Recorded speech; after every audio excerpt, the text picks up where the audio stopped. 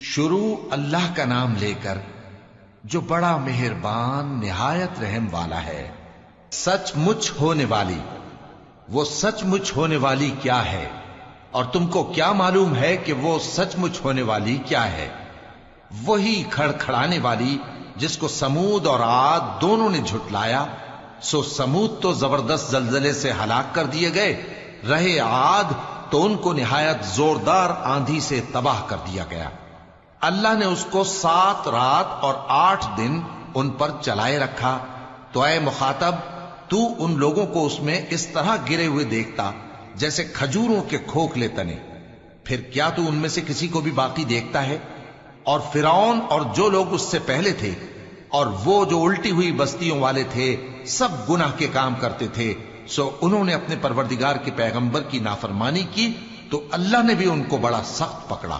جب پانی طغیانی پر آیا تو ہم نے تم لوگوں کو کشتی میں سوار کر لیا تاکہ اس کو تمہارے لیے یادگار بنائیں اور یاد رکھنے والے کان اسے یاد رکھیں۔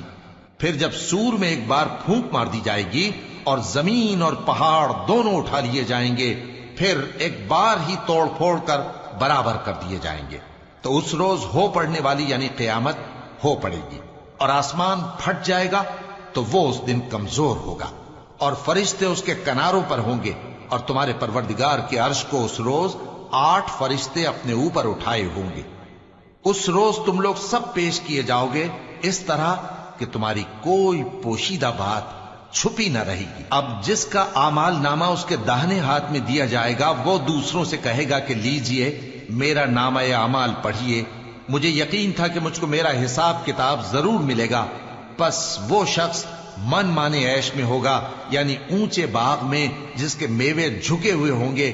ان سے کہا جائے گا کہ جو اعمال تم ایام گزشتہ میں آگے بھیج چکے ہو ان کے عوض مزے سے کھاؤ اور پیو۔ اور جس کا نامہ اعمال اس کے بائیں ہاتھ میں دیا جائے گا تو وہ کہے گا اے کاش مجھ کو میرا اعمال نامہ نہ دیا جاتا اور مجھے معلوم نہ ہوتا کہ میرا حساب کیا ہے۔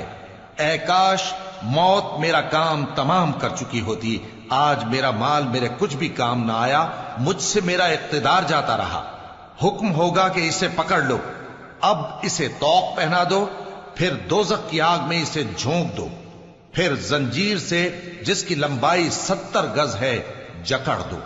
یہ نہ تو اللہ عظمت والے پر ایمان لاتا تھا اور نہ فقیر کے کھانا کھلانے کی ترغیب دیتا تھا، سو آج اس کا بھی یہاں کوئی دوست نہیں اور نہ اس کے لیے کوئی کھانا ہے سوائے زخموں کے دھون کے، جس کو گناہگاروں کے سوا کوئی نہیں کھائے گا۔ سو میں ان چیزوں کی قسم کھاتا ہوں جو تم کو نظر آتی ہیں اور ان کی جو تمہیں نظر نہیں آتی، کہ یہ قرآن ایک معزز فرشتے کا پہنچایا ہوا کلام ہے، اور یہ کسی شاعر کا کلام نہیں، مگر تم لوگ بہت ہی کم ایمان لاتے ہو، اور نہ کسی کاہن کا قول ہے، لیکن تم لوگ بہت ہی کم غور و فکر کرتے ہو۔ یہ رب العالمین کا اتارا ہوا ہے۔ اور اگر یہ پیغمبر ہماری نسبت کوئی بات جھوٹ بنا لاتے تو ہم ان کا داہنا ہاتھ پکڑ لیتے، پھر ان کی رگے گردن کاٹ ڈالتے، پھر تم میں سے کوئی ہمیں اس سے روکنے والا نہ ہوتا۔ اور یہ کتاب تو پرہیزگاروں کے لیے نصیحت ہے، اور ہم جانتے ہیں کہ تم میں سے بعض اس کو جھٹلانے والے ہیں۔ نیز یہ کافروں کے لیے موجب حسرت ہے، اور کچھ شک نہیں کہ یہ یقین کرنے کے لائق ہے۔ سو تم اپنے پروردگار عظیم کے نام کی تسبیح کرتے رہو۔